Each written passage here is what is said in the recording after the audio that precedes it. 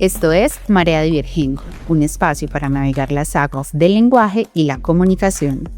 Aquí exploraremos cómo las palabras, los gestos, las expresiones y el contexto inciden en nuestras interacciones diarias y cómo podemos aprender a comunicarnos mejor en cada marea de la vida. Así que agarren su remo, ajusten sus velas y acompáñennos en este viaje.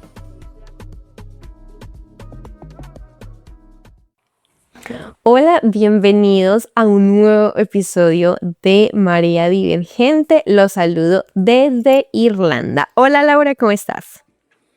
Por aquí en Colombia estamos perfectos. Pero ese outfit todo invernal, todo invierno. Pero pues sí. Sí, aquí en la mañana es verano, en la tarde es invierno, en la noche son las 2. Entonces, Es como llama lloviendo, pero todo está perfecto. Sí, ¿cómo es que se le llama? El diluvio. Y en la noche, ay no, sí, hay unas situaciones en eso, y eso no es un chiste, pero no, hay situaciones muy complicadas en esos momentos en Colombia. Ok, bueno, regresando a nuestro episodio del día de hoy. Hoy vamos a tratar un tema, digamos que es parte desde... Es que a veces tener conversaciones es como muy complejo, o sea, depende de la conversación, como que las dinámicas se convierten como muy complejas, como en uno cómo conversa. Y hasta, digamos que acá es como, ay, vamos a tratar este tema porque es necesario y es importante, pero vamos a tratar de hacerlo de la forma en la que nos comuniquemos y nos hagamos entender de la mejor forma posible. Y aquí parte es desde esas dinámicas de convivencia, esas dinámicas de interacción social en la que nos educaron a tener sobre empatía, sobre determinadas grupos de personas porque tienen una condición médica específica y que tenemos que tener cuidado sobre qué decimos, cómo lo decimos y en qué espacio lo decimos, pero cuando esperamos ese mismo desarrollo o esa misma empatía por parte de ellos, no aparece y no ocurre. Pero es que tú no eres parte de ese grupo al que deben tener cuidado. No soy parte de ese grupo exclusivo. Y bueno, digamos que, sí, justo que... No, voy a poner un ejemplo para enmarcar lo que como... No, pero antes entonces, porque ya sé que va para allá, ¿de qué vamos a hablar puntualmente? Y es que convivir también se aprende. Nosotros nos enseñan a convivir de una manera cuando somos niños, cuando somos adolescentes, cuando estamos en el colegio, cuando estamos en la casa de la abuela, cuando estamos en el trabajo y vamos aprendiendo unas dinámicas diferentes de convivencia con ciertos límites, con ciertas barreras, con ciertos permisos y en todos es diferente dependiendo de el lugar donde estemos, con quién estemos y el desarrollo incluso de la conexión con las personas que nos encontremos. Entonces, por eso hablamos un poquito de eso. Convivir también se aprende, especialmente porque en ese proceso de aprendizaje se requiere comunicación y manifestar no solo lo que nos gusta, que regularmente no decimos lo que nos gusta, sino que porque eso ya lo damos por hecho y entonces seguimos la guachafita, donde el aprendizaje se marca más es en cómo nombramos lo que nos incomoda. Ahí es donde nos volvemos un 8 y no sabemos cómo decir qué, porque de pronto pasa esto y entonces se siente de X o Y manera. Creo que Exactamente. Exactamente.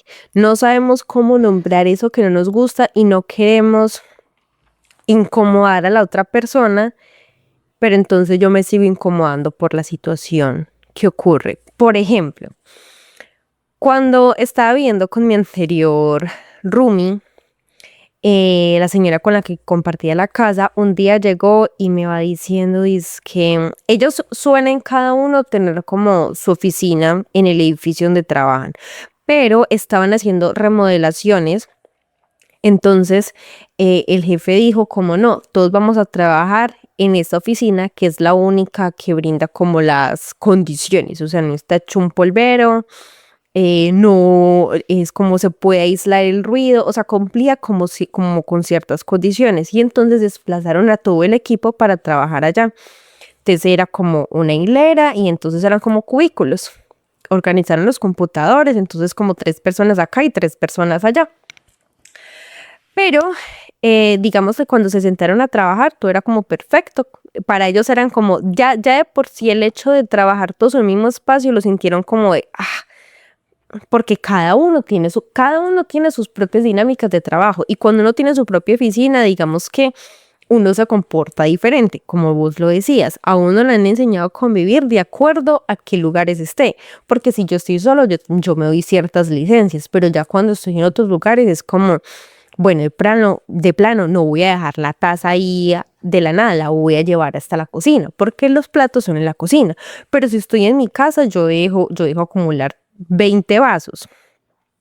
Entonces ya eran como que, bueno, vamos a trabajar con otros, entonces que el silencio, que yo no sé qué. Entonces como que ya empezaron como, ay, bueno, tengo que saber cómo voy a convivir con mis compañeros. Y entonces empezaron a trabajar cuando todo era un silencio absoluto y de repente se empezó a escuchar que alguien como que destapó un paquete para comer, entonces era como que normal, a uno le da hambre cuando está trabajando. Y luego se empezaron a generar unos sonidos que era como alguien se está ahogando o qué es lo que pasa. Y entonces cuando fueron a mirar quién era la persona, identificaron al individuo que estaba comiendo y la gente era preocupada como, pero, o sea, le está pasando algo, o sea, porque esos sonidos no son normales.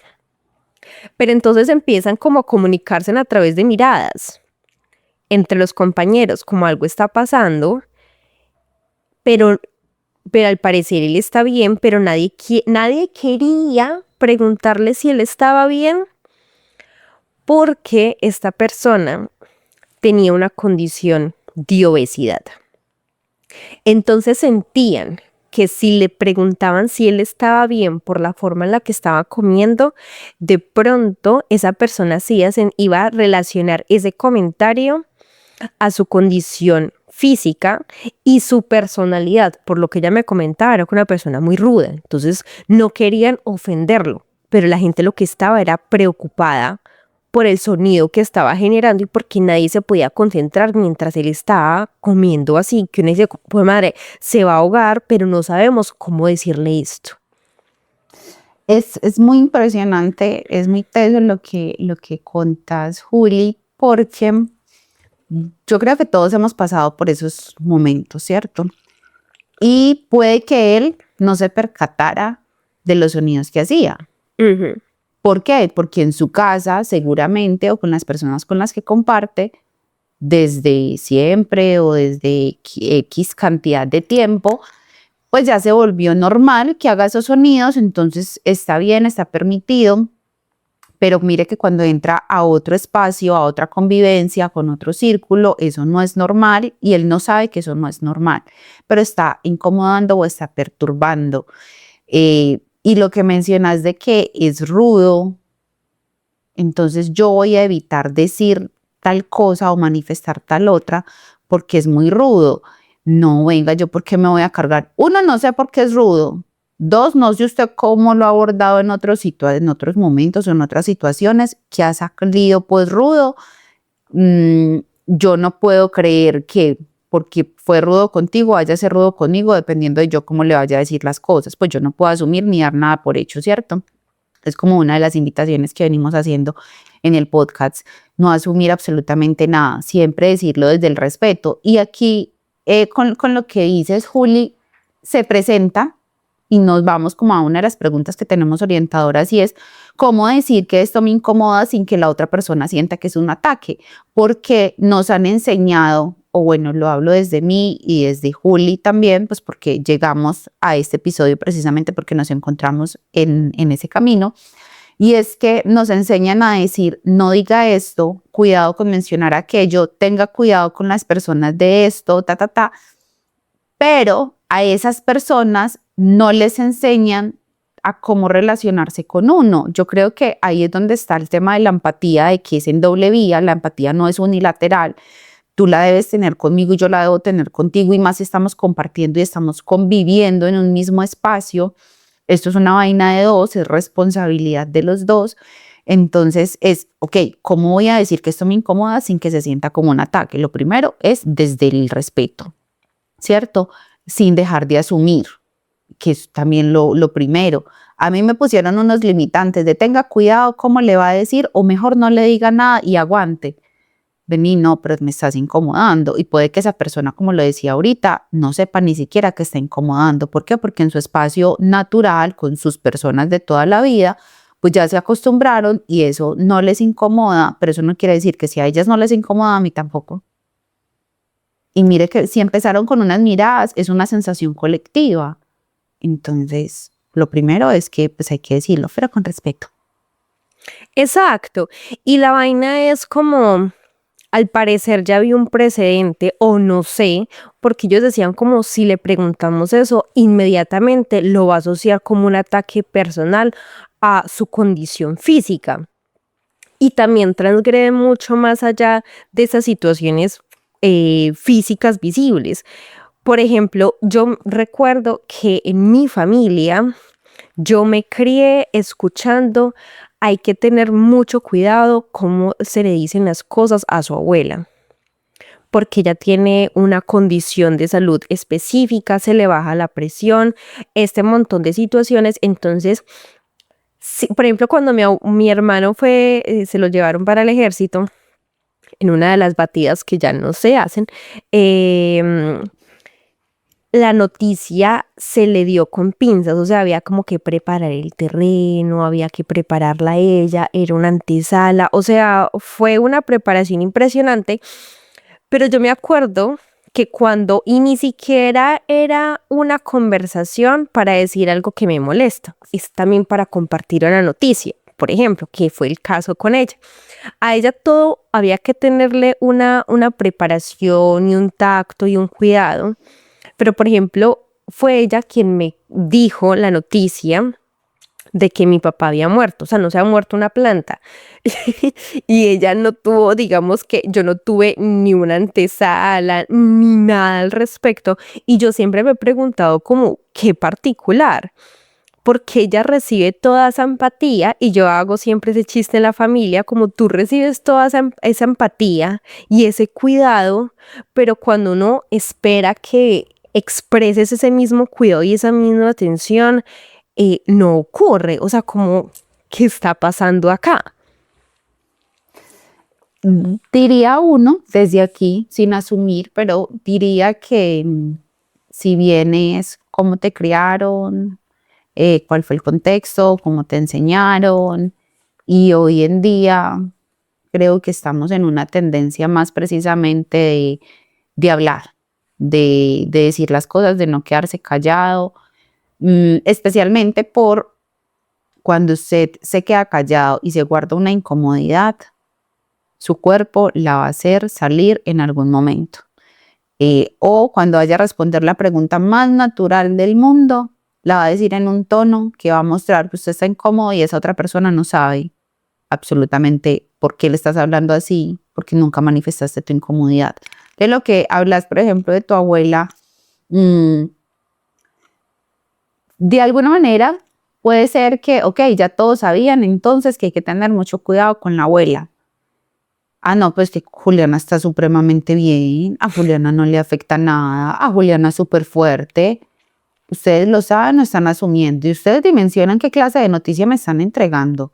O sea, póngase en mi lugar. Y uno espera que una señora con cierta edad, con ciertas condiciones, con pues también trate de tener un poquito de sensibilidad, porque esto no es ni siquiera empatía, es un poquito de sensibilidad.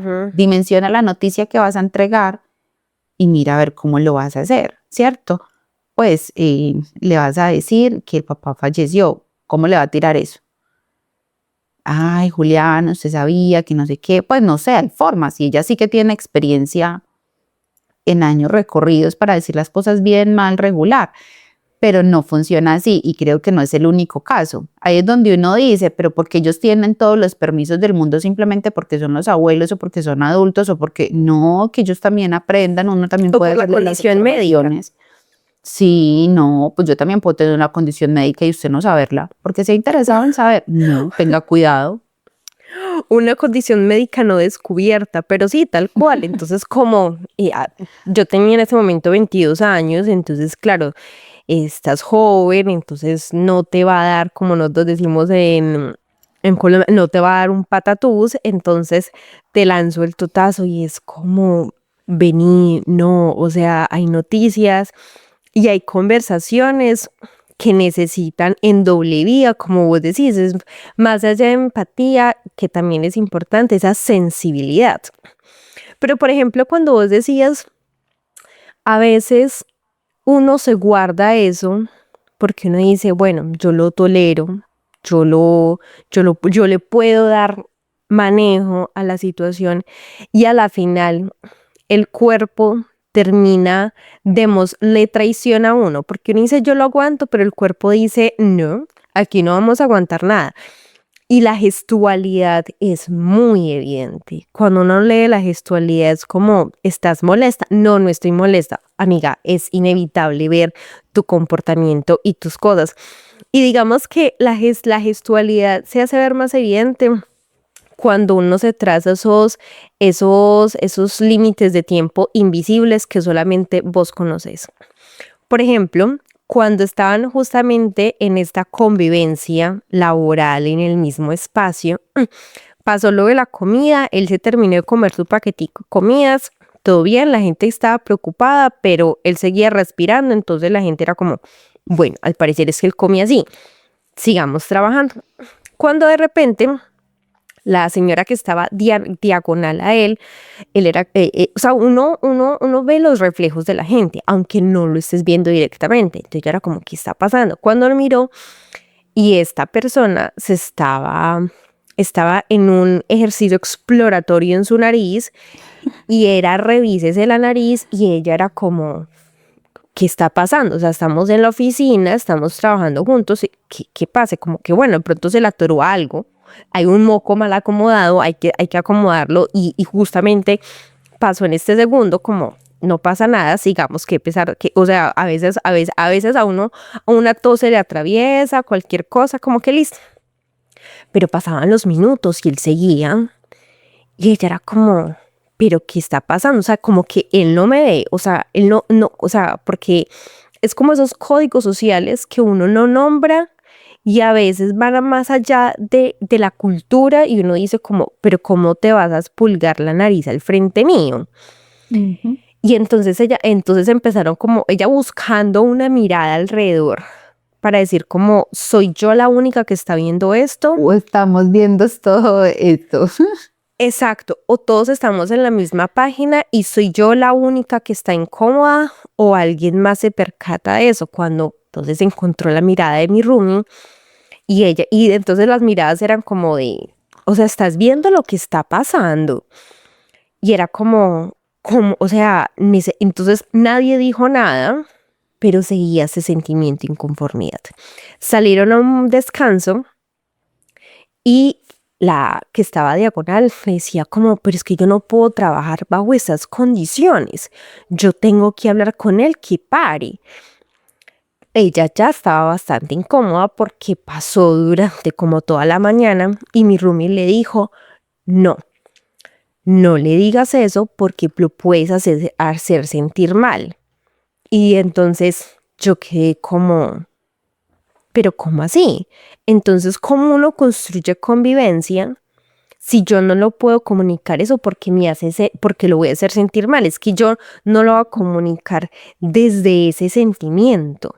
Lo comunico es porque a mí me molesta y o sea, no te quiero hacer sentir mal con respecto a eso, pero es como, vení, estás bien, necesitas algo, es que, o sea, como que te he visto toda la mañana y tal vez puede salir desde un genuino sentimiento de preocupación. Totalmente. Y va un poco también en eso que mencionaba ahora, porque es que pues, yo me expulgo mi nariz con toda la confianza del mundo con la que entiendo que este personaje lo estaba haciendo, pero en mi habitación, en mi oficina si estoy solo, pues como en ciertos espacios, o con mi mamá que me conoce y no le da para nada, no es escrupulosa para nada conmigo. Pero si yo estoy con otras personas, no, excepto si a mí siempre me lo han permitido. Y si siempre me lo han permitido, yo lo seguiría haciendo porque nadie me dijo que eso no se hacía. Que yo no vea que fulano o sultano lo hace no quiere decir que esté mal, que lo que yo esté haciendo esté mal. A ellos no lo quieren hacer o no necesitan hacerlo. Por eso la magia de comunicar y hablarlo. No sabemos si él todo el tiempo ha estado ahí o si en los trabajos anteriores o en espacios donde también lo pudo haber hecho, estaban personas como tu Rumi que, ay no, yo cómo le voy a decir eso, porque es que se va a sentir mal, porque va a decir que yo le estoy diciendo cochino.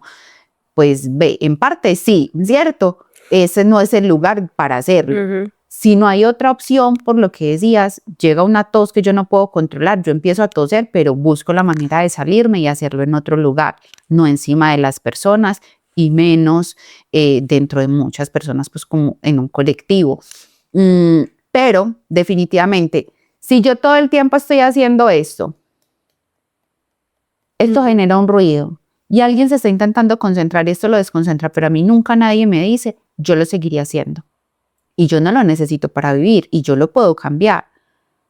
Pero si a mí alguien nunca me dicen, Laura, es que ese sonido tuyo me está moviendo la mesa, por ejemplo, los que mueven mucho, yo soy de las que muevo mucho el pie, pero trato y he sido muy consciente de que el pie no genere ruido o que lo hago cuando estoy sola o que no vaya a mover la mesa, pues precisamente que no vaya a incomodar a otros, porque otros tienen otras dinámicas y yo tengo que aprender que es importante compartir. Este espacio en el que estamos compartiendo, conviviendo, no es mío ni es suyo, es de los dos y tengo que tratar de que sea ameno, sin dejar de existir, sin que la empatía, sin que ser empática me vuelva invisible, porque es que, ay no, qué pesar, no, lo que pasa es que Juli tiene una nariz muy grande y hace que respire con unos sonidos muy especiales. ¿Seguro? ¿O a Juliana nunca le han dicho para ver si ya puede medio controlar?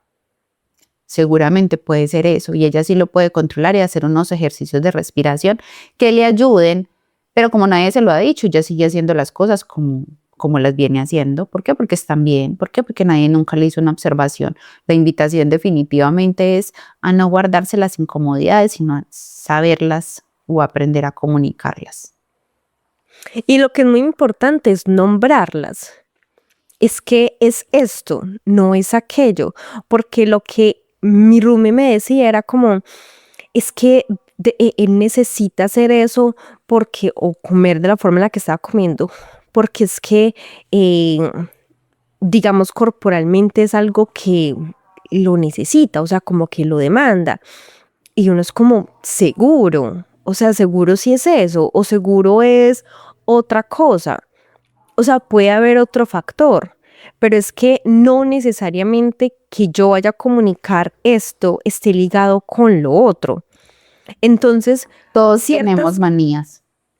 Exacto. Y entonces, como las condiciones físicas de las personas, físicas no, las condiciones de salud de las personas, entonces son un obstáculo para la conversación, pero una puerta abismal, una compuerta para que seamos muy empáticos y muy sensibles y con un tacto y una disposición a comunicar. No, o sea, incluso si eres la persona más saludable del planeta Tierra, te mereces que te digan las cosas, que las nombren, pero también mereces tener como ese espacio en el que vení, que te hagan caer en cuenta lo que pasa con el mayor respeto posible. Totalmente, totalmente, porque el ejemplo de este personaje, el compañero, pues como de la Rumi, es uno muy puntual, pero por eso digo, yo puedo tener esta manía y esto incomodar a alguien. Si alguien me lo hace saber, yo trataré de trabajar en eso. Pero si es algo que ya se me sale porque realmente no lo puedo controlar, se me sale de las manos, pues lo haré saber y diré, vení, es por esto y de verdad no puedo. Miremos a ver a qué acuerdo llegamos. De eso se trata ser adultos, de eso se trata aprender a convivir en espacios donde hay otras personas, ¿cierto? El espacio compartido no es ni suyo ni mío, es de los dos y eso implica aprender a hablar y a escuchar. ¿Aprender a qué? A compartir. No es simplemente dar por hecho o decir, ay, bueno, no, sí, déjelo que lo haga. No, porque entonces va a seguir así con todos los permisos y todas las licencias y puede que no sea lo correcto, que si hay formas de mejorar, de transformar, de hacer que el espacio sea más cómodo para los dos, o los tres, o los cuatro, o los cinco.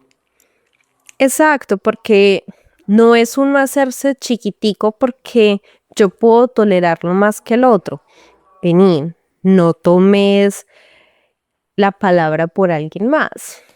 De pronto esa persona es capaz, es que, o sea, ¿y de dónde sale él? No, es que no puede lidiar con esta conversación, ¿no? Es que es una conversación de adultos en el que se diga cómo se construye la convivencia a través de acuerdos. ¿Y cómo vamos a llegar a un acuerdo si ni siquiera estamos permitiendo que pase?